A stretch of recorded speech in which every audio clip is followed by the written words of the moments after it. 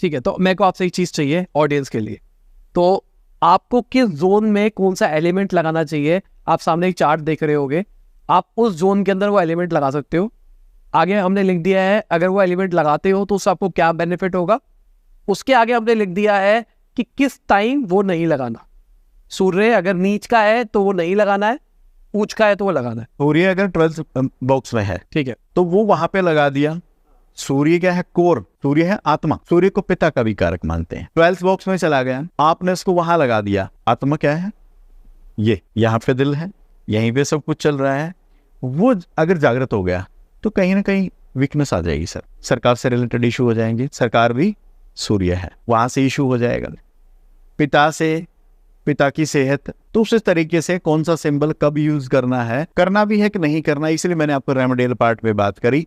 सोच, दिशा बल, दिशा का संतुलन, पत्री का आधार, इन सब को मान के 2D 3D रेमेडी यूज कर रही, उसके बाद नहीं करनी। और नहीं तो जब तक प्रॉपर बैलेंस नहीं होगा, पत्री से अलाइनमेंट नहीं होगा, कितने हाथी घोड़े लगा के देख लें, कुछ भी नहीं हो सकता। सूर्य लगा लें, इंद्र लगा लें, हाथी लगा ले, ये नाच नहीं सकता। ये जब तक नहीं नाचेगा जब तक उसको एनवायरमेंट नहीं देंगे उसका।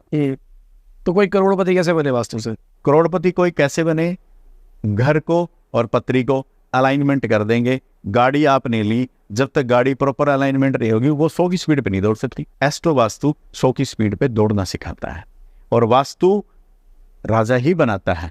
और हमारे लिए जो भी हमारे पास चल के आता है वो राजा ही है, क्योंकि हम लोग राजाओं के लिए काम करते हैं। और वास्तु वही कराता है जिसको राजा बनना होता है, क्योंकि उसी को दिखता है जिसको जचता है, और जिसको जचता नहीं उसको दिखता नहीं। सर सपोज करिए, हमने कई बार देखा होगा कि यार एवी है बंदा, न शकल से, ना सूरत से, ना भाव से, पैसा दे रखा है भगवान ने, पता नहीं यार इसको कैसे दे दिया, मैं होता तो मैं ये कर देता।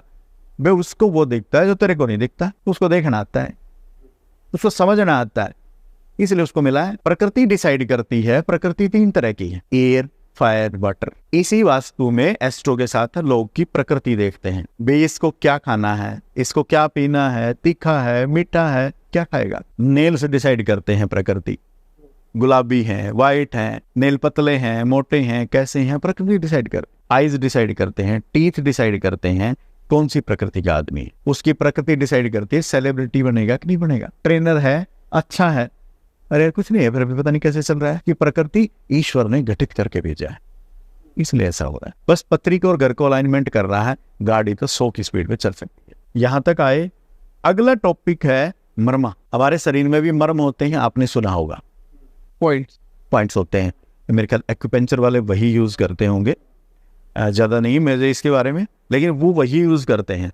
किसी के कंधे में दर्द है, किसी के यहाँ पे दर्द है, किसी के पैर में दर्द है, किसी के पीठ में दर्द है। क्यों? जब घर का नक्शा बन के तैयार होता है या पुराना घर है तो उसमें घर में भी मर्मा होते हैं। वास्तु पुरुष का सिर नॉर्थ ईस्ट में है, सबको पता है। और किसी की गर्दन में दर्द है तो वहां के मर्मा पे क्या कोई अलमारी का पाया है, या कोई कील गड़ गई है, या कुछ और सामान भारी रख दिया है जिससे उसकी गर्दन में प्रॉब्लम है। मर्मा से वो पकड़ तक आता है कहाँ पे फॉल्ट है, बॉडी के किस पॉइंट पे फॉल्ट है, तो वो कहाँ पे है घर में, उसको 5-6 इंच इधर उधर कर देंगे और उसका पेन क्योर हो गया सर, उसको मर्मा बोलते हैं। जब किसी के नए घर के लिए काम करते हैं, पुराने के लिए काम करते हैं, तो मर्मा से बचाया जाता है किसी मरम पे कोई पिल्लर ना आ जाए। मरम पे पिल्लर लग गया, जिस मरम पे पिल्लर लगा बॉडी के उसी पार्ट में दिक्कत हो जाएगी। चैम्बर नहीं बनना चाहिए, उस मरम को बचा के चैम्बर निकालना है। दिशा में कौन सी में गया, एनएनई में चैम्बर नहीं बनाना क्योंकि वो हेल्थ की जोन है। नॉर्थ ईस्ट में नहीं बनाना, वो यहाँ का सिस्टम है, वो ड्रेन करता है। अगर हेल्थ की जोन में चला गया तो हेल्थ गई, हीलिंग खत्म। नॉर्थ ईस्ट में चला गया तो आपके आइडियाज खत्म। इसी तरीके से है, सेम टॉयलेट का काम है। ये दो यहाँ पे गई तो ये चीजें साफ कर देगी। एक टॉयलेट शीट अगर नॉर्थ ईस्ट में लग जाती है, टॉयलेट का काम क्या है, विसर्जन करना। आपकी बुद्धि के जितने विचार, जितने आइडियाज, आपकी सोच को विसर्जित कर देगा, क्योंकि एसएसडब्ल्यू की गतिविधि नॉर्थ ईस्ट में हो रही है। अब किसी का पहले से बना हुआ घर है, दिल्ली जैसी जगहों पे सोसाइटीज चलती है तो बनी हुई है, अब क्या करें?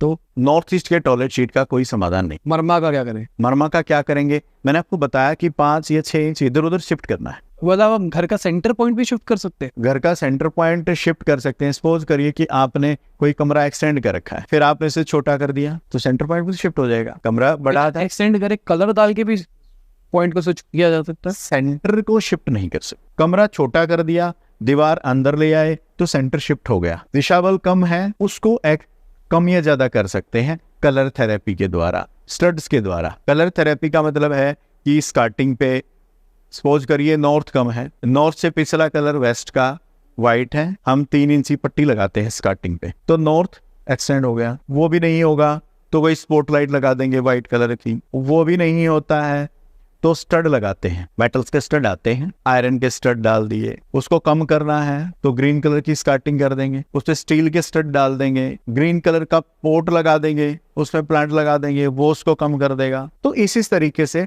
पौधों से भी हम दिशाओं को बैलेंस कर सकते हैं। ठीक है।